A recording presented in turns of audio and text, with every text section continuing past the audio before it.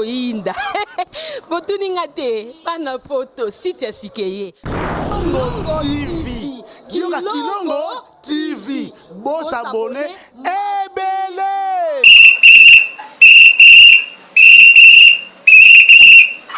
Kikaka leri nyosho. Kikaka Mopepa sika, tolima mopepa kalate. Mikolo, solingi osabone, obetika point.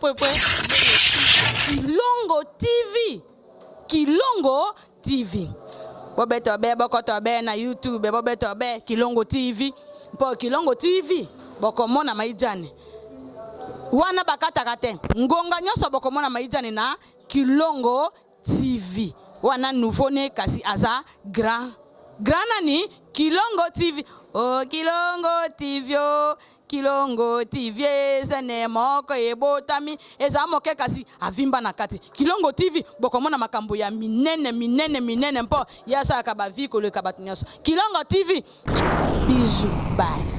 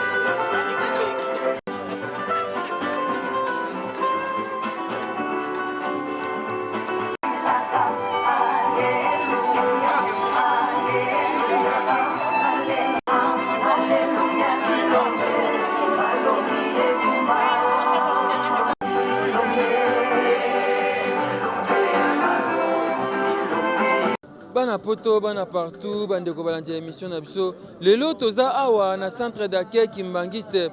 Oyo ya Kasavubu boyebi centre d'accueil Kimbangiste wapi esika toye ko couvrir ba obsèque ya Kaka Marie tope Koko Marie ndenge tokobenga na Lingala. Mama Julienne Lubadi Kantimba oyo atiki biso. Mama Julienne Lubadi Kantimba azali nani? Mama Julienne abotami na 1917. Ndena zosamna boye Mama Julienne atiki biso na âge ya 102 ans. 102 ans ezalaka matanga to ezalaka fête ya solo tobungisi ya biso Koko, tobungisi ya biso mama, tobungisi ya biso Kokololo, tobungisi ya biso tata mwasi Mama Julienne Lubadi Kantimba.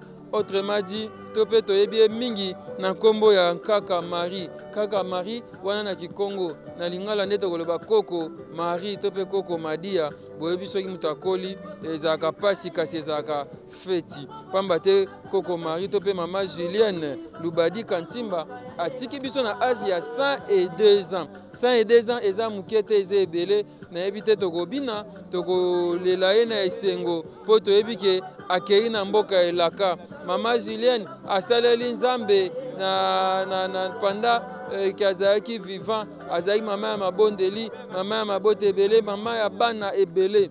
Alingaki kosangisa alingaki kimia nde aye kotika biso na 102 ans. Mama Julienne molimo na ye epema na kimia. Bokomona ndenge ni baderoulement koleka ya matanga na ye bongo kino tokosala leve accord pamba te tokokenda kotika ye na ekuke na ye ya suka na mboka bisika wapi na Congo Central nde tokotika ye bisika tokotika ye na ekuke na ye ya suka village Kilunda kuna na Congo Central. Kilunda, je pense que dans le bien ou bien.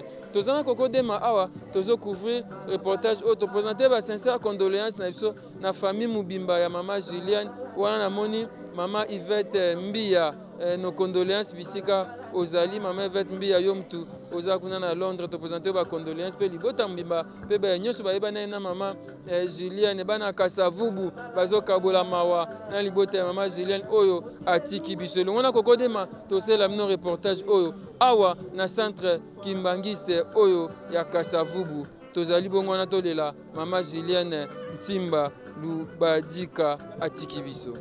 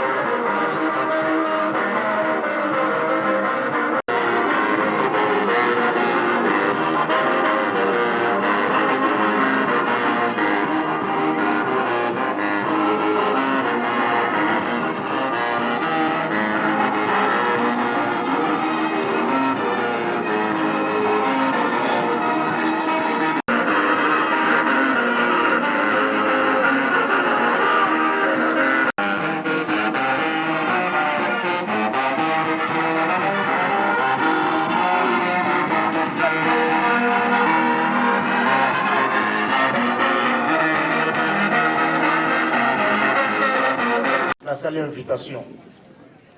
On a fait un mibale à mariage, nakopona. Ceux qui ont sali mariage, molonga ni nangai. Ceux qui ont sali mariage, na tamu ambula. Tam soto kozanga batu. Tika to sala mariage na biso langa. Mois de juin, mois de juillet, août, net fête koleka malamu. Wana fête ya mibale. Kasi fête ya suka ya misatu. Mutu moko pete aponaka. Kengai na kukufa na ngane langa. To na periode mbula. Pambate ezali laka, ezali na kati na Bible. Jean 14, verset 1 suivant. Pona koloba ete kolo Yesu apesaka biso elaka.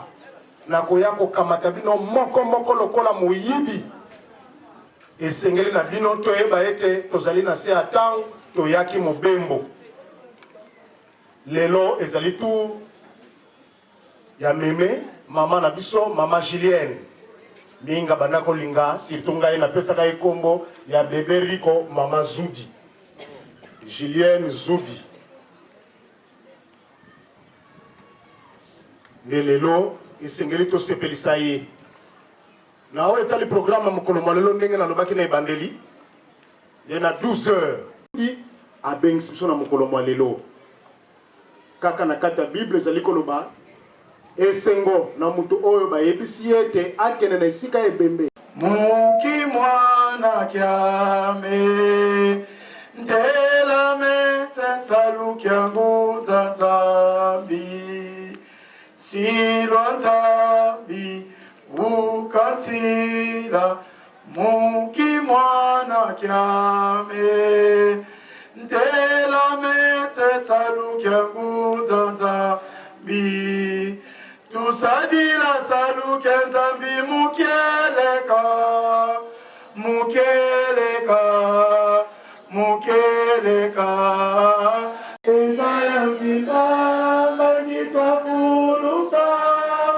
Tusadila salu kiantambi mukeleka Mukeleka Mukeleka Tusadila salu kiantambi mukeleka Ezaya mvila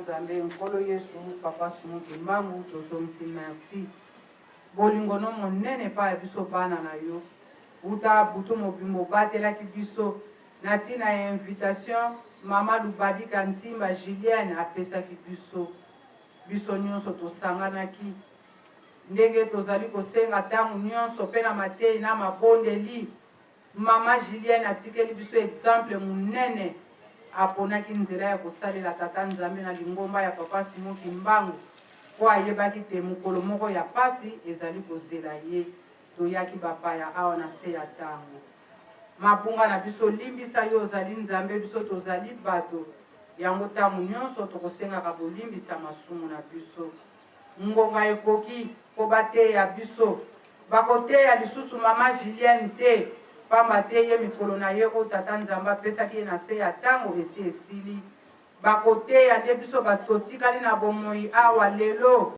yango ngonga ekoki toyoka mateyi po bakoteya biso tobomba totosa tosalela bandela programme na biso tosengi Nzambe asiste biso na kombo ya tata mwana miye. Exode chapitre 20 verset 1 à 17. Exode 20 1 à 17.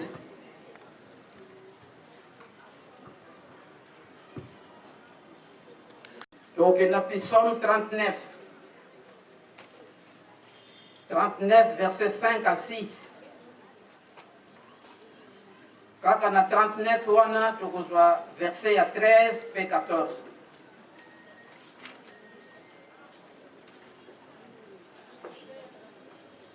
Molimo sang, mi pe ko zoom. Nzambe alobaki maloba oyo nyonso boye. Ngai nazali yawe Nzambe na yo. Ezali ngai nde moto nabimisaki oyo na Egypte siko ozalaki na bowumbu. Okumisaka Nzambe mosusu te bobele ngai. Osali ekeko moko te mpona kokumisa yango. Ezala ta eloko nini ekokani na bikelamu oyo ezali na likolo awa na se. Tuna mayo ezali na se ya mabele. Kofukemela banzambe ya ndenge wana te. Pe kokumisa yango te.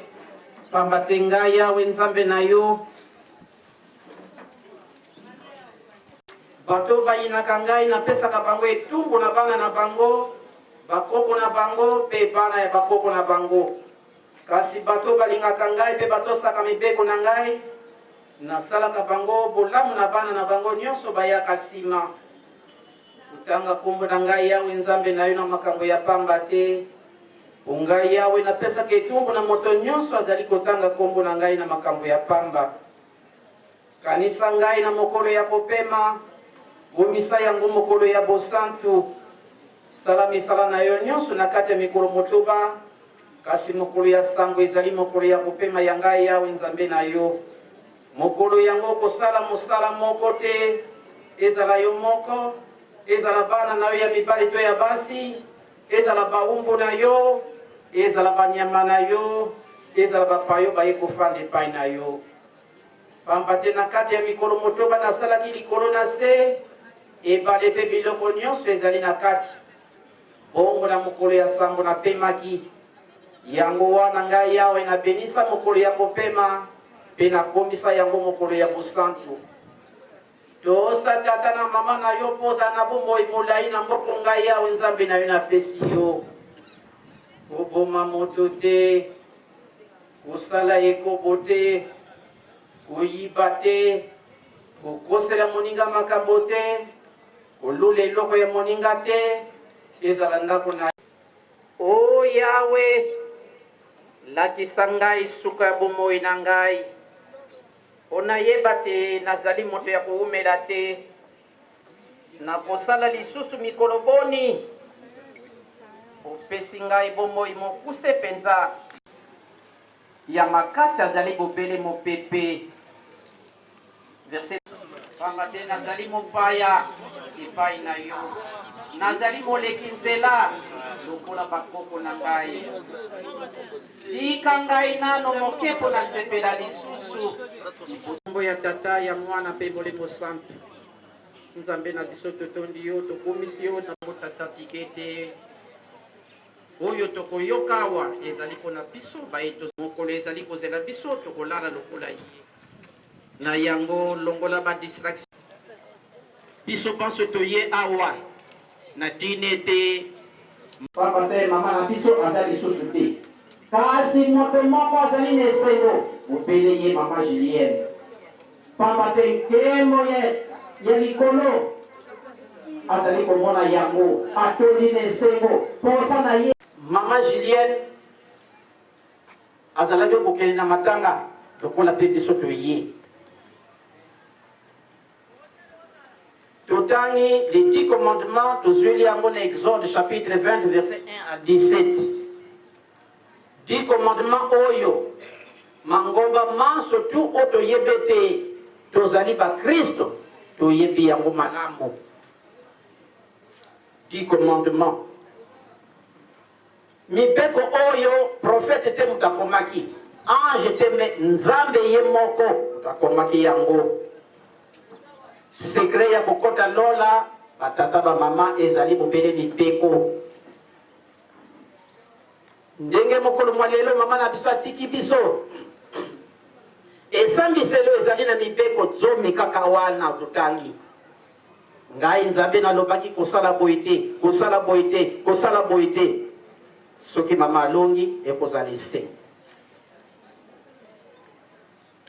yango wana po tozala valeur na miso ya nzambe bopele kotosa mibeko. Eza na bakompani moto oyo atosaka mibeko ye wana akomaka ti na ntango ya pension, me baye batosaka mibeko te bakatanaka na nzela balicencie ye ou bien révocation. Mibeko ekopesaka moto valeur, me moto atambolaka na mibeko te bakobenga ye nani? Ah, moto wana aza na ye moto te, et pourtant physiquement azali moto, pamba te atambolaka bongo na bongo.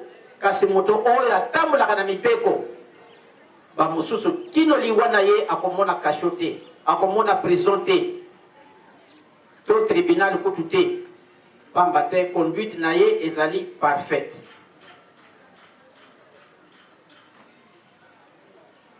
Mama na biso soki totangi na Psaume 90 verset 10 et combien était moto etangama 70 ans ou bien 70, au plus fort 80 ans, 70 bazali makasi 80 ans suka. Kasi mama na biso a débordé largement. 102 ans, 102 ans. Maman na biso a botami na 1917. Na katikati ya guerre mondiale, première guerre mondiale, oyo epandaki na 1914 eye kosuka na 1918. Maman na 1917 ne abotamaki. Eloko nini esali ete akoma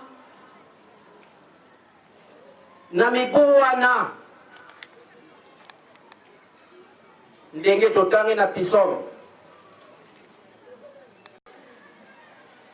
bakiselanga nano vi, bakiselanga nano mi nalingi kosalela yo mpe Nzambe ayokaki mabondeli na ye yango.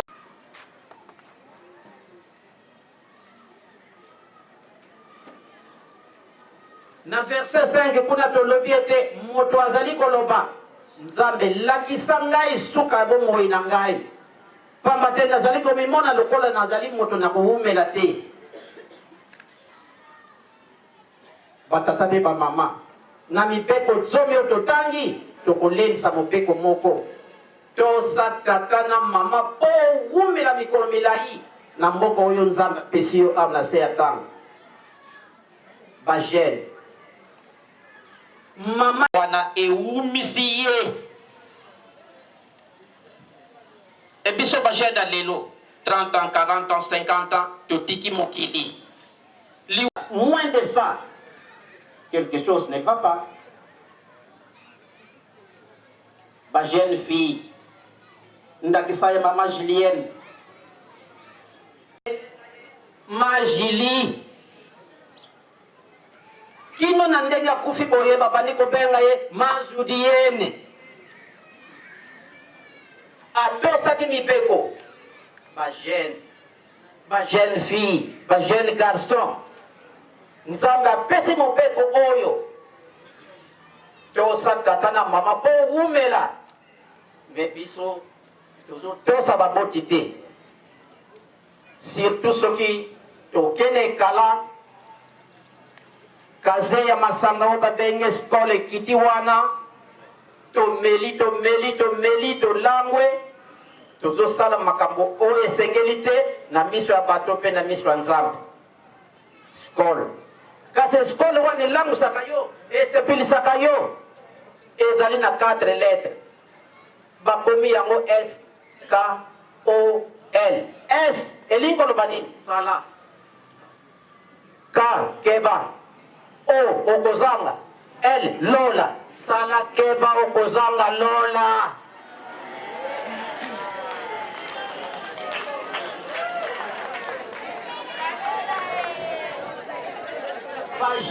Bagene ndenge na lobi majili aboti amoni bakoko lolo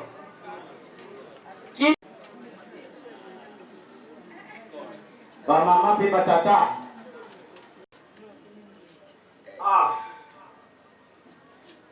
amoni ete etali na mokanda mwa Nzambe atangi na 2 Timothée chapitre 4 verset 6 à 8. 2 Timothée chapitre 4 verset 6 à 8. Atangi boye, akanisi boye. J'ai combattu le bon combat. J'ai achevé la course. J'ai gardé la foi. Désormais, la couronne de justice m'est réservée. Le Seigneur, le juste juge, me la donnera en ce jour-là. 2 Timothée 4, 6, 8. Mama lobi, nabunie tumba makasi ya wanase ya tango. Mubembo na ngai, ekomi na suka. Napatelaki kibondimi na ngai. Na ba maladi na ngai, na pasi na ngai, nalukaki nganga te. Bobele kosambela, bobele kotosa Nzambe. Yango nakomi na suka, eloko moko nazali kozela. Oyo nkolo abongiseli ngai, nakende kozwa coupe na ngai, pamba te nalongi. Nazalaki lokola moto asalaka masano na longi. Mama longi etumba na se ya tango ya mamaladi ya nzala ya ndenge na ndenge esili. Mobembo esili course na ye asilisi yango. Abatelaki kibondimi nde lelo bake kokutana na nkolo Yesu na tina ete azwa mbano na ye.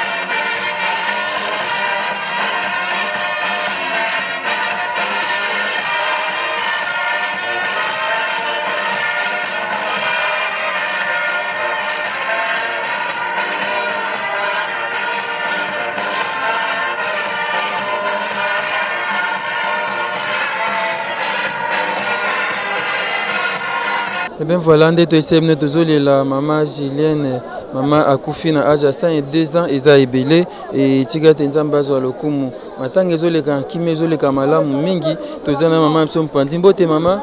Bonjour maman.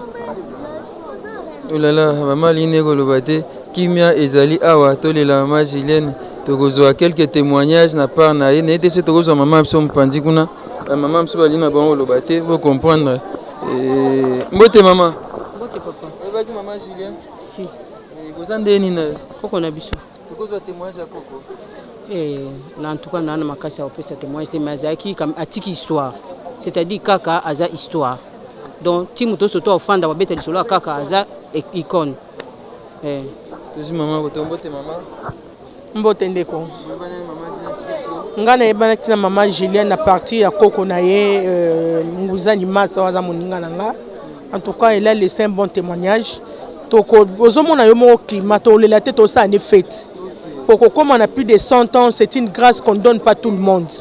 Alors maman Julienne a zoki occasion wana pe chance wana comme on a plus de 100 ans. En tout cas nzamba zolokumu.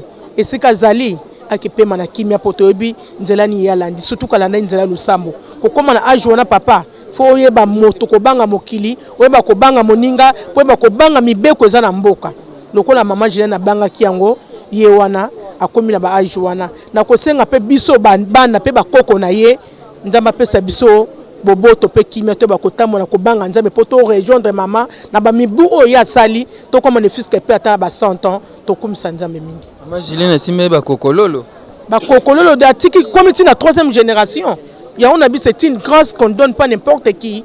En tout cas apema na kimia. Apema na Non, non, surtout aux Africains d'atteindre 100 ans. Ce n'est pas donné à n'importe qui. Hein. Bon, quoi, c'est une grâce. Il y a le leza monté mais souffrir parce que moi on a besoin accueillir. Mais tous les sengo parce que mutu aliboso na famille na bisa ko 100 ans yewana. Alors tozo sepela, tozo kumisa nzambe, nzambe moi zo lokumu. Merci beaucoup. Comme je vous avais dit, maman Julienne avait totalisé 102 ans. Elle est décédée donc à l'âge de 102 ans. Et ça fait mal parce qu'on a perdu, mais on glorifie le bon Dieu. Nous rendons grâce à Dieu. On est donc là au centre d'accueil Kimbanguiste où se tient les obsèques de maman Julienne qui nous a laissé à l'âge de 102 ans. Poursuivons ce reportage. Azalaki ne malamu. Poso alaki malamu ta koko koma na ajo ye akomi na ngote. Azalaki malamu. Mutu pa asilika kama yesu ka siliki mama dodokolo Nzuni. Pardon limbisa omona yeko senga pardon asali réconciliation mutu avivaka ndenge wana ki alala na kanda la mukanango soki to lobi na ye kaka omona kimia kotumbola ye na ndenge ya mabete ozomona surtout mutu soko akoli soko lobine likabole buza omona ngo omona ngo mabe mais soki avandi omona ata siliki le bino bokovana bino kimia omona ya ye vers bino aye kosenga bolimbisi akokisi 102 ans c'est pas facile 102 ans donc azalaki malamu po soki azalaki malamu te mbula wana kokokisa ngo te biso bana na ya boti na yebi te soki tokokisa ngo mais nzambe kaka aza nzamba mawa toyebi te amoni 4 générations 5 oyoki yango wana kana yalaki nango ako. D'accord, merci beaucoup. Voilà, tous avons quelques témoignages. N'hésitez pas maman ba oloba suwa puis tout na maman so mpandia wa. So ya oloba mbote mama. Mbote papa. Maman Julienne atiki biso. Na yebi za tata mwasi nanga. Tata mwasi. Tous témoignages azaki ndeni na bino. Tata mwasi ko komi wana penza soko lete. Wana penza lokuta. Donc ya linga ki penza surtout biso so to komi wana nde yango lengela biso. Bana ye na ngai donc ozomona ke tata mwasi penza solo penza. Na yango wana totondika nzambe parce que soki azaki pe malamu te akokokisa pe bambula wana te en tout cas penza azalaki penza na boyambi penza ya makasi ebele penza vraiment est-ce que biso tokokoma toyebi te ye nzambe kama tayebi makambo yango merci akende kopema na kimia tata mwasi na biso azalaki malamu mingi merci. Voilà, merci beaucoup Coco Dema tozolela boyoki tata mwasi Coco maman po bande comme susu Coco Lolo nayebi te babengaka ndenge nini donc 5 générations bana ye bana ya bana ye bana ya bana ya bana na ye bana ya bana ya bana ya bana bo continuer ngai eza pasi po to perdre mais toi quand même na esengo to komisa nzambe oyo permettre Coco hein akoma na âge oyo 102 ans masolo ba âge oyo so lobi otanga ngo mingi mingi to mona oka na Bible metanga ba Abraham ba Sarah mais lelo to moni Coco na biso Julienne na obengi mingi Zodienne Mankaka Zodienne et je pense que to komisa kaka nzambe merci pour na bolingo na yende à permettre circonstances oyo molimo ya Coco na biso Julienne epe manango na kimia.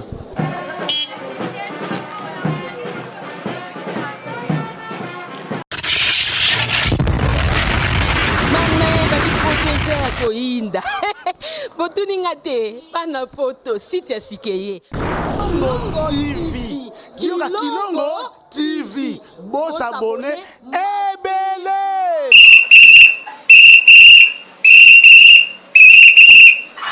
Kichaka leri nyosho kichaka mopepa sika tolima mopepa kala te mikolo solingi osabone obetika point Kilongo TV Kilongo TV bobeto be bokoto be na YouTube bobeto be Kilongo TV po Kilongo TV bokomona maijane wana bakataka te ngonga nyoso bokomona maijane na Kilongo TV wana nouveau ne kasi aza grand nani Kilongo TV oh Kilongo TV oh Kilongo TV zene moko ebotami eza moke kasi avimba na kati Kilongo TV bokomona makambo ya minene mpo yasa ka baviko le kabatunyaso Kilongo TV bisous bye.